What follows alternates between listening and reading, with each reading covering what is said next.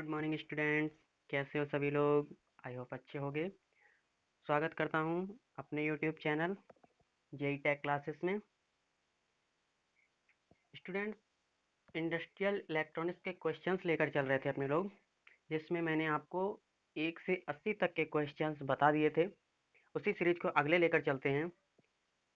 तो यदि आप हमारे चैनल पर नए हैं तो चैनल को सब्सक्राइब करें, पास में लगे बेल आइकन को ज़रूर प्रेस कर लें ताकि हमारी वीडियोस की नोटिफिकेशन आप तक पहुंच सके। चैनल को लाइक करें और वीडियोस को शेयर करें। चलिए शुरू करते हैं। क्वेश्चन नंबर 81 है, लिखा है जब एससीआर संचालन शुरू करता है तो डैश सभी नियंत्रण खो देता है। जी हाँ स्टूडेंट्स, जब एससीआर संचालन शुरू करता है तो संचालन का ऐसा कौन सा पार्ट एससीआर का ऐसा कौन सा पार्ट होता है जो सभी नियंत्रण खो देता है? ऑप्शन है आपके सामने, द्वार, एनोड, कैथोड या फिर एनोड आपूर्ति। तो यहाँ पर ऑप्शन नंबर 1 आपके सामने बिल्कुल सही होगा। क्या लिखा है? द्वार। जब एससीआर संचालन शुरू करता है तो द्वार सभी नियंत्रण खो देता है। समझ गए? चलिए बढ़ते हैं अगले क्वेश्चन की ओर। अगला क्वेश्चन है, जब यूजेटी का उत्सर्जक टर्मिनल खुला होता है तो बेस टर्मिनलों के बीच प्रतिरोध आमतौर पर होता है।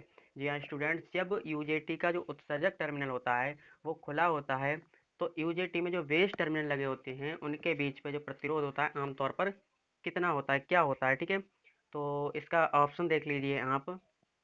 नंबर 1 कम, अत्यधिक निम्न यानी कि बहुत कम, उच्च या फिर अत्यधिक उच्च मतलब बहुत ज़्यादा। ठीक है, तो इसका ऑप्शन नंबर सी आपका बिल्कुल ठीक होगा। क्या होगा? उच्च। जब यूजेटी का उत्सर्जक टर्मिनल खुला हो तो बेस टर्मिनलों के बीच जो प्रतिरोध होगा वो हाई हो जाएगा, बहुत अधिक हो जाएगा, बहुत अधिक नहीं हाई हो जाएगा। ठीक है, समझ गया। चलिए बढ़ते हैं अगले क्वेश्चन की ओर। क्वेश्चन नंबर 83 है, लिखा है जब एससीआर का फायरिंग एंगल बढ़ा दिया जाए तो इसका आउटपुट क्या होगा? ठीक है, जब एससीआर का फायरिंग एंगल बढ़ा दिया जाता है तो इसका आउटपुट क्या होगा? कम हो जाएगा, बढ़ जाएगा, कुछ नहीं बदलेगा यानी कि सेम रहेगा या फिर दोगुना हो जाएगा? तो यहाँ पर ऑप्शन नंबर 1 बिल्कुल ठीक है। क्या लिखा है? कम हो जाएगा। जब एससीआर का फायरिंग एंगल बढ़ा दिया जाता है तो इसका आउटपुट जो होता है वो कम हो जाता है। समझ गए? चलिए बढ़ते हैं अगले क्वेश्चन की ओर। लिखा है जब एससीआर बंद होता है, जहाँ स्टूडेंट जब एससीआर बंद होता है तो सर्किट में करंट होता है। सर्किट में कितना करंट होता है? बिल्कुल शून्य होता है, बड़ा रिसाव वर्तमान, छोटा रिसाव वर्तमान या फिर थर्मल करंट। यहाँ पर सॉरी दोस्तों, ये हिंदी की वजह से थोड़ा गड़बड़ हो रहा है। दूसरा और तीसरा ऑप्शन, इसको अगर इंग्लिश में देखें तो लिखा है लार्ज लीकेज करंट और स्मॉल लीकेज करंट। ठीक है, तो यहाँ पर ऑप्शन होगा आपका ऑप्शन नंबर सी। क्या होगा? Option number C, small leakage current. जी हाँ स्टूडेंट, जब एससीआर बंद होता है तो सर्किट में करंट स्मॉल लीकेज करंट होता है। ठीक है, स्मॉल लीकेज होता है। समझ गए? चलिए बढ़ते हैं अगले क्वेश्चन की ओर। अगला क्वेश्चन है आपके सामने, लिखा है जब आपूर्ति वोल्टेज एससीआर के ब्रेक ओवर वोल्टेज से अधिक हो जाता है। जी हाँ स्टूडेंट, जब आपूर्ति वोल्टेज एससीआर के ब्रेक ओवर वोल्टेज से अधिक हो जाता है तो ये मतलब एससीआर एससीआर क्या करता है? संचालन शुरू करता है, संचालन बंद कर देता है, लीकेज करंट का संचालन करता है या फिर टर्मिनल करंट का संचालन करता है। तो यहाँ पर ऑप्शन नंबर आपका जो 1 है वो बिल्कुल राइट है। क्या लिखा है? संचालन शुरू कर देता है। जी हाँ स्टूडेंट्स, जब आपूर्ति वोल्टेज जो होता है एससीआर के ब्रेक ओवर वोल्टेज से अधिक हो जाता है तो एससीआर हमारा संचालन शुरू कर देता है। समझ गए? चलिए बढ़ते हैं अगले क्वेश्चन की ओर।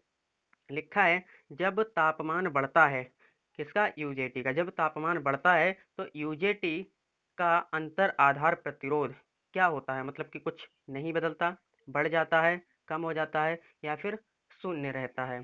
तो यहाँ पर ऑप्शन नंबर 2 जो होगा बिल्कुल राइट होगा। क्या होगा? बढ़ जाता है। जब तापमान बढ़ता है मतलब यूजेटी का अगर हम तापमान बढ़ाएं तो इसके अंतर आधार प्रतिरोध कितना होगा? बढ़ जाएगा। समझ गए? चलिए बढ़ते हैं अगले क्वेश्चन की ओर। लिखा है जब तापमान बढ़ता है तो आंतरिक प्रतिरोध का अनुपात क्या रहता है? ठीक है, जब तापमान बढ़ाया जाता है, किसकी बात चल रही है यहाँ पर? यूजेटी का। जब यूजेटी में तापमान बढ़ाया जाता है तो इसका आंतरिक प्रतिरोध कितना रहता है? तो यहाँ ऑप्शन है आपके सामने, बढ़ जाता है, कम हो जाता है, अनिवार्य रूप से स्थिर रहता है या फिर शून्य हो जाता है। तो यहाँ पर ऑप्शन नंबर सी जो होगा सही होगा बिल्कुल। क्या लिखा है? अनिवार्य रूप से स्थिर रहता है। जब तापमान बढ़ाया जाता है तो आंतरिक प्रतिरोध जो होता है वो अनिवार्य रूप से स्थिर रहता है। किसकी बात चल रही है? यूजेटी की। समझ गए? चलिए बढ़ते हैं अगले क्वेश्चन की ओर। लिखा है जब यूजेटी को चालू किया जाता है, किसे? यूजेटी को। जब यूजेटी को चालू किया जाता है तो उत्सर्जक टर्मिनल और निचले आधार टर्मिनल के बीच क्या होता है, मतलब कि जो प्रतिरोध होता है उसका मान क्या रहता है, क्या हो जाता है जब यूजेटी को चालू किया जाता है? ठीक है, तो यहाँ ऑप्शन है कुछ नहीं बदलता है, बढ़ जाता है, कम हो जाता है, या फिर शून्य हो जाता है। क्वेश्चन आपसे कह रहा है जब यूजेटी को चालू किया जाता है तो उत्सर्जक टर्मिनल और निचले आधार टर्मिनल के बीच प्रतिरोध क्या रहता है? तो ऑप्शन यहाँ पर जो सी होगा राइट होगा बिल्कुल। क्या होगा? कम हो जाता है। जी हाँ, समझ गए। चलिए बढ़ते हैं अगले क्वेश्चन की ओर। अगला क्वेश्चन देख लीजिए क्या लिखा है। एक डिवाइस में गेट टर्मिनल नहीं होता, सॉरी किस डिवाइस में गेट टर्मिनल नहीं होता है? आपके सामने ऑप्शन दिए हुए हैं, triac, S C R, F E T, या फिर डी आई ए सी। ठीक है, तो इसमें से ऑप्शन नंबर जो होगा आपका डी बिल्कुल ठीक होगा। क्या लिखा है? D I A C, D I A C, D I A C. और ये क्या होता है? डायक। ठीक है, डायक जो होता है हमारा उसमें गेट टर्मिनल नहीं होता है। समझ गए? चलिए बढ़ते हैं अगले क्वेश्चन की ओर। क्या लिखा है? कौन सा उपकरण नकारात्मक प्रतिरोध क्षेत्र प्रदर्शित करता है? कौन सा उपकरण नकारात्मक प्रतिरोध क्षेत्र उत्पन्न करता है? आपके सामने ऑप्शन दिए हुए हैं, डी आई ए सी यानी कि डायक, ट्रायक, ट्रांजिस्टर, या फिर यूजेटी। जी हाँ स्टूडेंट, एक बार फिर पढ़ लेते हैं क्वेश्चन। कौन सा उपकरण नकारात्मक प्रतिरोध क्षेत्र प्रदर्शित करता है? तो इसका आंसर होगा आपके सामने चौथा, क्या? यूजेटी। यूजेटी जो होता है वो नकारात्मक प्रतिरोध क्षेत्र प्रदर्शित करता है। समझ गए? चलिए बढ़ते हैं अगले क्वेश्चन की ओर। लिखा है कौन सा समीकरण, जी हाँ स्टूडेंट्स, कौन सा समीकरण यूजेटी के आंतरिक गतिरोध अनुपात को परिभाषित करता है? यूजेटी के अंदर जो गतिरोध अनुपात होता है उसको इनमें से दिया हुआ कौन सा समीकरण है जो उसे परिभाषित करता है? ऑप्शन आपके सामने है, RV1 oblique RV1 plus RV2, दूसरा है RV1 plus RV2 oblique RV1, तीसरा है RV1 plus RV2 oblique RV2, और चौथा है RV1 प्लस RV2। तो यहाँ पर ऑप्शन नंबर जो एक है वो बिल्कुल राइट है। क्या है? RV1 oblique RV1 plus RV2।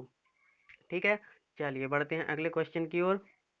लिखा है मौलिक दो परत अर्धचालक डायोड के जेनर या हिमस्खलन हिमस्खलन क्षेत्र के बराबर कौन सा है? जी हाँ स्टूडेंट्स, मौलिक दो परत अर्धचालक डायोड, एक डायोड होता है जो दो परत का है, के जेनर या फिर हिमस्खलन क्षेत्र के बराबर क्या होता है?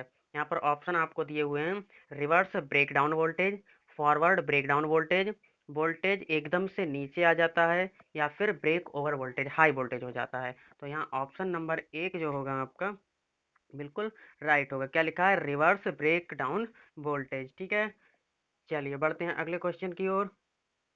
अगला क्वेश्चन है एससीआर में नियंत्रण तत्व कौन सा है? जी हाँ स्टूडेंट, जो एससीआर होता है उसको नियंत्रित क्या करता है? यहाँ पर लिखा है एनोड है, कैथोड है, द्वार है, या फिर कैथोड आपूर्ति। तो ऑप्शन नंबर यहाँ जो तीन होगा बिल्कुल राइट होगा। क्या होता है? द्वार। द्वार जो होता है वो एससीआर को नियंत्रित करता है।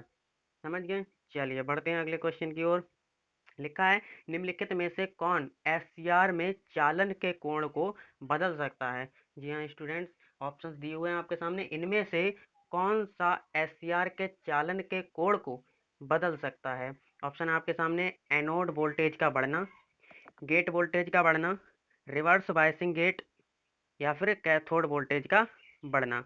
तो यहाँ ऑप्शन नंबर बी आपके सामने बिल्कुल राइट है। क्या लिखा है? गेट वोल्टेज का बढ़ना। गेट वोल्टेज का जो बढ़ना, मतलब गेट वोल्टेज अगर बढ़ रहा है तो वो एससीआर के चालन कोण को चेंज कर देगा। समझ गए? चलिए बढ़ते हैं अगले क्वेश्चन की ओर। लिखा है निम्न में से कौन सा यूजेटी का एक सामान्य अनुप्रयोग है? निम्नलिखित में से कौन सा यूजेटी का एक सामान्य अनुप्रयोग है? ऑप्शंस आपके सामने हैं, एम्पलीफायर, सही करने वाला, मल्टी वाइब्रेटर, या फिर सातूथ जनरेटर। देख लीजिए क्वेश्चन आपसे कह रहा है निम्नलिखित में से कौन सा यूजेटी का एक सामान्य अनुप्रयोग है।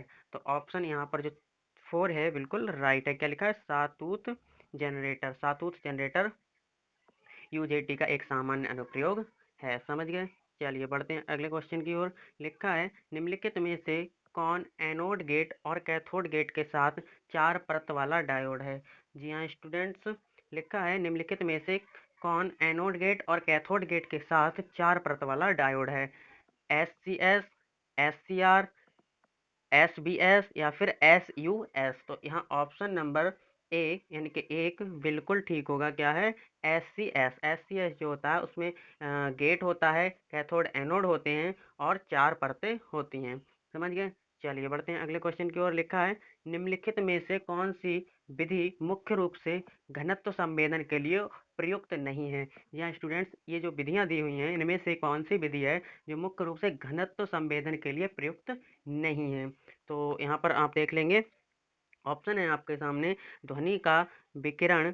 पहला ऑप्शन है ध्वनि का, दूसरा है विकिरण, तीसरा है कंपन तत्व और चौथा है अंतर। तो यहाँ आंसर जो होगा आपका 4 बिल्कुल ठीक होगा। अंतर। अंतर जो विधि होती है उससे हमारा मुख्य रूप से घनत्व संवेदन के लिए प्रयुक्त नहीं की जाती है।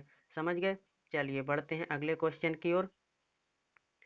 क्वेश्चन है आपके सामने, क्या लिखा है? डायक को चालू करने का सामान्य तरीका। डायोड को चालू करने का सामान्य तरीका निम्नलिखित में से कौन सा है? किस प्रकार से हम डायोड को चालू करते हैं? ब्रेक ओवर वोल्टेज द्वारा, गेट वोल्टेज द्वारा, गेट करंट द्वारा या फिर एनोड करंट द्वारा? तो ऑप्शन नंबर यहाँ पर जो एक है बिल्कुल राइट है। क्या लिखा है? ब्रेक ओवर वोल्टेज द्वारा। जी हाँ, ब्रेक ओवर वोल्टेज से हम डायोड को चालू करते हैं। समझ गए? चलिए बढ़ते हैं अगले क्वेश्चन की ओर। लिखा है निम्नलिखित में से कौन सा एससीआर चालू करने का सामान्य तरीका है? अब एससीआर को चालू करने के लिए हम कौन सा तरीका अपनाते हैं? ब्रेक ओवर वोल्टेज द्वारा, उपयुक्त एनोड करंट द्वारा, उपयुक्त कैथोड करंट द्वारा या फिर उपयुक्त गेट करंट द्वारा? तो यहाँ ऑप्शन नंबर 4 है जो बिल्कुल राइट है। एक एससीआर को अगर हम चालू करते हैं तो उपयुक्त गेट करंट जो होना चाहिए हमारा, उससे हम चालू करते हैं। समझ गए? चलिए बढ़ते हैं अगले क्वेश्चन की ओर।